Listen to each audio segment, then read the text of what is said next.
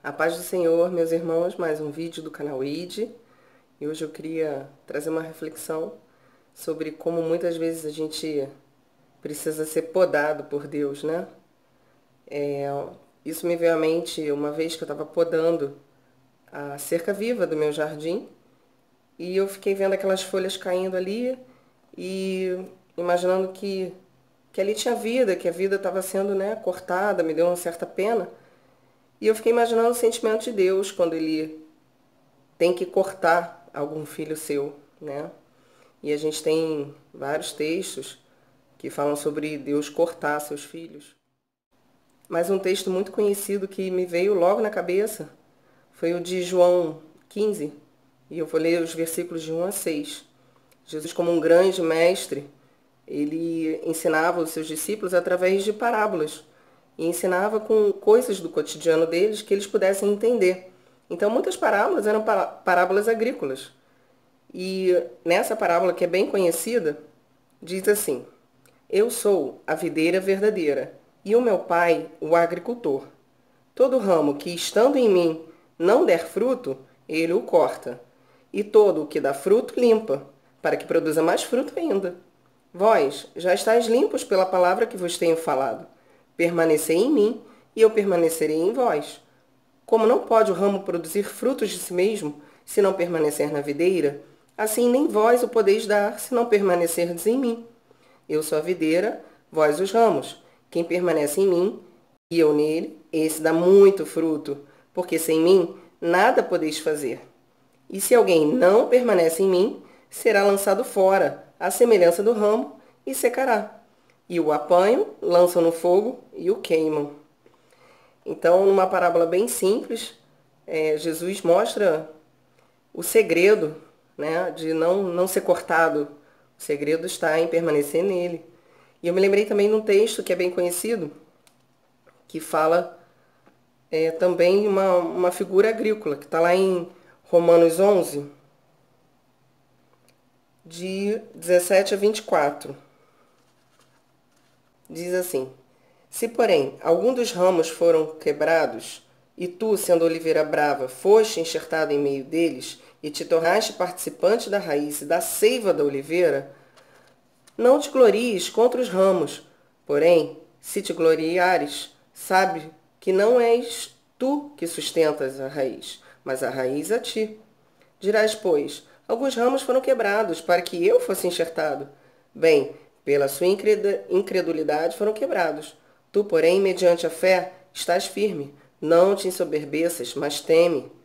Porque se Deus não poupou os ramos naturais, também não te poupará. Considerai, pois, a bondade e a severidade de Deus.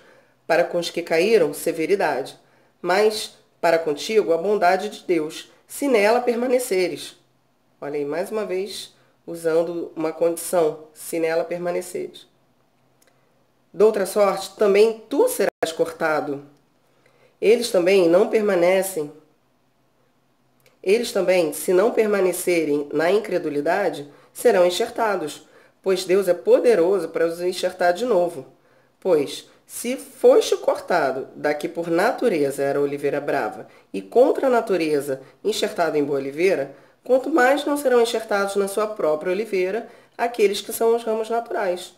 Então, nessa figura, Paulo está se referindo tanto aos gentios quanto aos judeus. Os judeus são como os ramos naturais da oliveira, e nós, os gentios, entrando, enxertados nessa figura dessa oliveira, recebendo a seiva, né, que vem através do Espírito. E, mais uma vez, tem uma palavra-chave, dá uma condição no versículo 22. Se nela permaneceres. Então, mais uma vez, mostra a condição para a gente ser aceito, que a gente deve permanecer enxertado nessa planta, né? Permanecer conectado à seiva, ao Espírito, permanecer em Jesus, né? Então, isso é muito interessante e abre uma discussão muito legal sobre as duas casas de Israel, né? Quando a gente trata de judeus e gentios, tem gente que esquece os judeus, tem raiva dos judeus e tem gente que não entende como os gentios entram, acham que é pela graça, apenas sim, é pela graça, mas existe um estudo muito legal, muito bacana, que mostra como Deus conduz o fluxo da promessa dele e nos enxerta nessa oliveira através de Efraim e conectando as duas casas de Israel. Então, se você ainda não assistiu esse vídeo, eu aconselho, se não estudou sobre isso, eu aconselho a estudar as duas casas de Israel, que é muito legal, muito interessante. Mas, voltando aqui, né, ao que eu estava imaginando, a figura da planta, se a gente aplicar para um outro ângulo, a gente sabe que a planta ela cresce mais quando a gente poda, né? Assim aconteceu também com o meu jardim. Eu que estava ali com tanta peninha da plantinha, porque eu estava cortando a folha dela, em pouco tempo, aquela plantinha que estava ali demorando, dificultando a crescer, depois de ser podada, ela ganhou uma força, ela cresceu. Porque assim também é com a gente. E Jesus faz esse papel, né, de nos ajudar a desenvolver e dar frutos. Isso a gente vai ver lá em Lucas 13, de 6 a 9.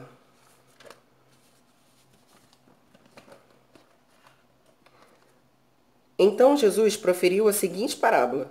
Certo homem tinha uma figueira plantada na sua vinha, e vindo procurar fruto nela, não achou. Pelo que disse ao viticultor, há 3 anos venho procurar fruto nesta figueira, e não acho. Podes cortá-la. Para que ela está ainda ocupando inutilmente a terra? Ele, porém, respondeu, Senhor, deixa ainda este ano, até que eu escave ao redor dela e lhe ponha estrume. Se vier a dar fruto, bem está, se não, mandarás cortá-la. Então a gente vê claramente como o viticultor como a figura de Jesus e o homem que vem procurar o fruto como a figura do nosso Pai. Então Jesus faz esse papel de se alguém não está dando fruto, não, calma, Pai, calma. Olha o intermédio de Jesus. Olha Jesus como sumo sacerdote intermediando, como advogado fiel. Então ele se coloca entre nós e o Pai e pede uma chance a mais, né? Colocando, afofando a terra, escavando, colocando adubo para que essa planta venha crescer e produzir frutos. E aí, se não der fruto, aí sim, Jesus coloca, então pode cortá-la. Então, esse papel maravilhoso de Jesus que tem sobre as nossas vidas. Isso é tão legal que me faz lembrar um texto em 1 Pedro, se não me engano, no capítulo 1, que fala que a gente é renovado não por uma semente corruptível, mas por uma incorruptível. Mais uma vez a figura da semente, da planta. Ou seja, a gente recebe o Espírito dentro de nós em forma de semente. E através dessa semente dentro de nós, a gente precisa permitir que Deus venha nos podar, né? Fazer esse corte de coisas que não nos ajudam, que nos impedem de crescer. E essa é a reflexão que eu quero aplicar na nossa vida real. Isso pode ser um vício, um hábito do velho homem, um sentimento, né? Muitas vezes os sentimentos nos bloqueiam muito, nos impedem de crescer. Pode ser uma pessoa, pode ser nossa própria comodidade, pode ser nossa falta de iniciativa, né? Essa falta de ânimo, de garra para desenvolver, para dar fruto. Pode ser, às vezes, a nossa própria prioridade nas coisas desse mundo, da nossa vida, das coisas que a gente tem que fazer e a má administração do nosso tempo, como a gente já falou isso em alguns vídeos passados.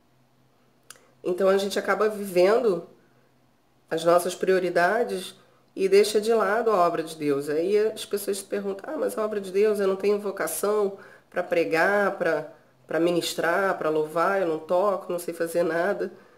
Mas Jesus nos deu uma vocação e uma missão que é para qualquer cristão, que é ir anunciar o Evangelho, é pregar a boa nova do reino que está por vir.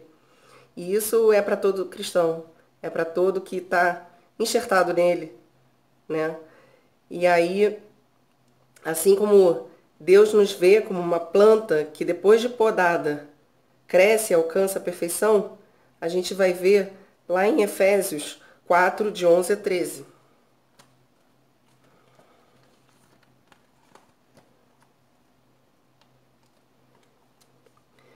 Ele mesmo concedeu uns para apóstolos, outros para profetas, outros para evangelistas e outros para pastores e mestres, com vista ao aperfeiçoamento dos santos, para o desempenho de seu serviço, para a edificação do corpo de Cristo, até que todos cheguemos à unidade da fé e do pleno conhecimento do Filho de Deus, à perfeita varonilidade, à medida da estatura da plenitude de Cristo.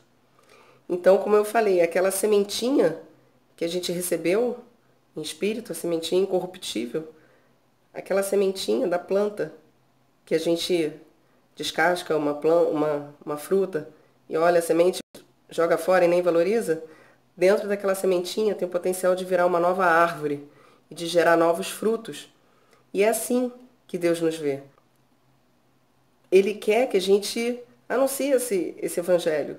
E isso não precisa ser mestre, não precisa ser evangelista, pastor, não precisa ter cargo, isso está disponível para todos nós. E é por isso que a gente tem que ser testemunha do amor de Deus e testemunha do que Jesus fez nas nossas vidas. A gente tem que permitir ser podado por Deus no que nos impede de crescer, para que a gente desenvolva essa sementinha, ela cresça, vire uma árvore enxertada em Jesus e dê muitos frutos para alcançar novas vidas. Então era essa reflexão que eu queria deixar com vocês. Reflitam, comentem se ainda há algo na vida de vocês que precisa ser podado e compartilhem o vídeo se isso edificou a vida de vocês, tá bom? Um beijo, fiquem na paz.